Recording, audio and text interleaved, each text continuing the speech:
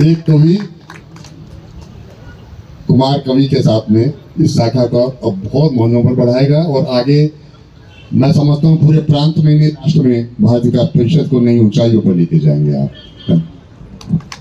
मैं बहुत बहुत धन्यवाद करता हूँ भारत विकास परिषद का कि मुझे ये गौरवशाली क्षण प्रदान किया और मुझे इस शाखा के अंदर अनुमति देकर के मुझे ग्रहण किया है। और मैं आपसे वादा करता हूँ कि भारत विकास परिषद को जहाँ तक तन से मन से धन से जितना भी मुझ पे है वो देने की कोशिश करूंगा। आपसे वादा करता हूँ। माँ शारदे को नमन करती हूँ। माँ के चरणों में 4 पंक्तियां समर्पित करते हुए कहना चाहती हूँ, माँ चरणों में तू स्थान दे, माँ चरणों में तू स्थान दे, शब्दों का मुझको ज्ञान दे, आहत ना मेरे भाव करे, माँ लेखन को वरदान दे। इन्हीं भावों के साथ कहना चाहती हूँ,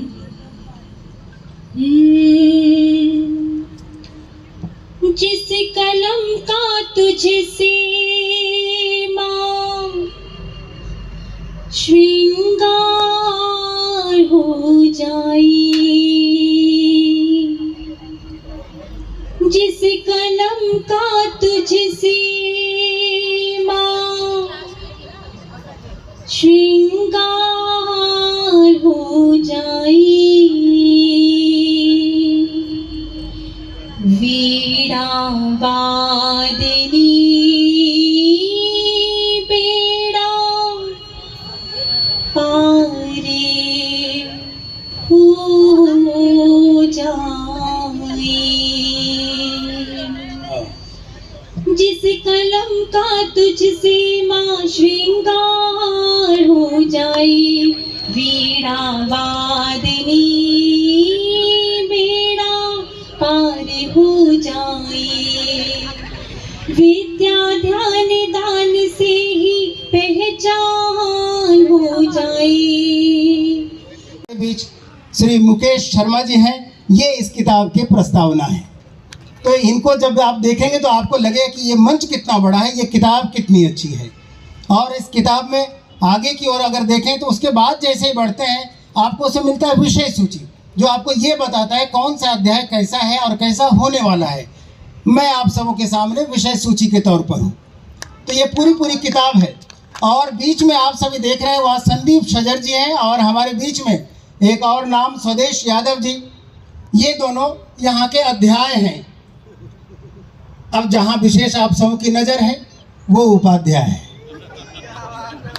नाम से भी और काम से भी। जिस अध्याय पर विशेष रूप से नज़र रहती है, कविताओं का पाठ होता है जिसमें आपको गीत रस सारी चीज़ें मिलती हैं, वो उपाध्याय जी हमारे बीच में डॉक्टर ज्योति उपाध्याय हैं। और इस तरीके से ये पूरी किताब बनी हुई है। आइए अब विषय सूची के क्रम में हम आगे की ओर सीधे बढ़ते हैं। आओगे जब उसकी मस्ती आएगी तो तुम मस्ती में आओगे, कह कहो में झूम उठोगे, गीत शौर्य के गाओगे, दावा आज स्वदेश के संग में जितना भीतर पाओगे, सारी कश्ती छोड़ उसी की कश्ती में आ जाओगे, सारी कश्ती छोड़ उसी की कश्ती में आ जाओगे। जोरदार तालियों के साथ स्वदेश यादव का इस्तकबाल करें और स्वदेश हार्दिक अभिनंदन। बोतल बाद में उठा लेना, पहले आप हाथ ऊपर उठा लेना। अब इन हाथों को एक बार जोरदार तालियों में तब्दील करिएगा। पता लगना चाहिए कि कहीं भारत विकास परिषद द्वारा कहीं किसी कवि सम्मेलन का आयोजन किया जा रहा है, कवि आपके बीच में आ गए हैं।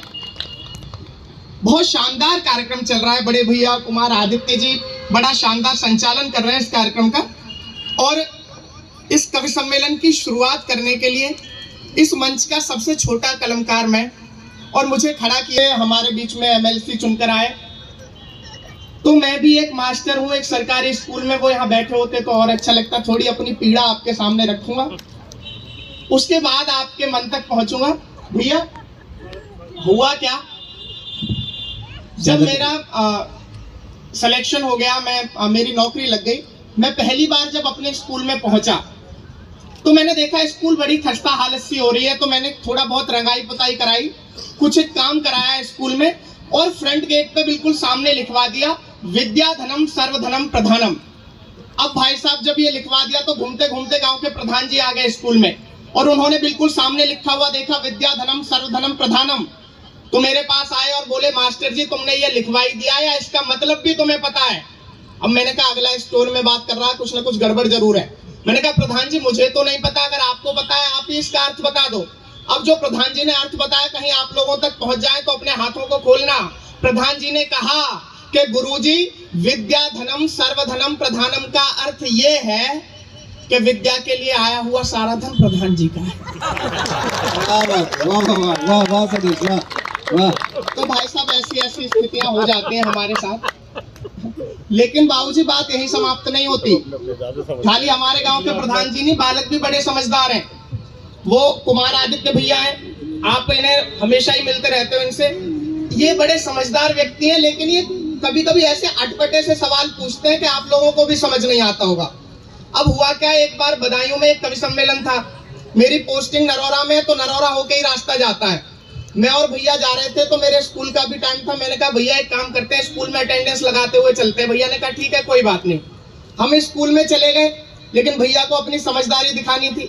भैया 8वीं क्लास में घुस गए। वहां पे जाके इन्होंने सवाल किया और सवाल सुनकर अगर आनंद आ जाए तो अपने हाथों को खोलना। भैया ने कहा कि एक हवाई जहाज दिल्ली से मुंबई के लिए उड़ा और उसे दिल्ली से मुंबई तक पहुंचने में अगर 2 घंटे लगे तो बताओ मेरी उम्र कितनी है?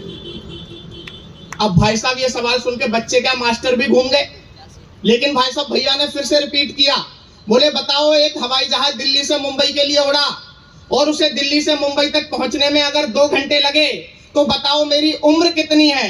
भाई साहब सरकारी स्कूल के एक बच्चे ने पीछे से हाथ ऊपर कर दिया, बोला गुरुजी मैं बताऊंगा। इन्होंने कहा बता। उसने कहा गुरुजी आपकी उम्र है 44 साल। अब भाई साहब भैया चौंक गए। ये बोले यार उम्र तो मेरी 44 साल ही है, लेकिन तुझे पता कैसे लगा? तेरा मेथड क्या है, तेरी कैलकुलेशन क्या है? तूने जाना कैसे कि मेरी उम्र 44 साल है? अब कहीं सरकारी स्कूल के बच्चे का उत्तर समझ आ जाए तो हाथों को खोलना। बच्चे ने कहा कि गुरुजी ना तो मेरा कोई मेथड है और ना ही मेरी कोई कैलकुलेशन है। मेरा तो बस इतना है कि मेरे घर में एक मेरा बड़ा भाई है जिसकी उम्र 22 साल है और वो आधा पागल है। तो एक बार दोनों हाथ उठा के बड़े भैया के लिए जोरदार तालियां बजा दीजिएगा। मुंह मोड़ चली जाएंगी कि मेरी बात ध्यान से न सुनी यदि आपने तो हंसी खुशी दोनों मुंह मोड़ चली जाएंगी।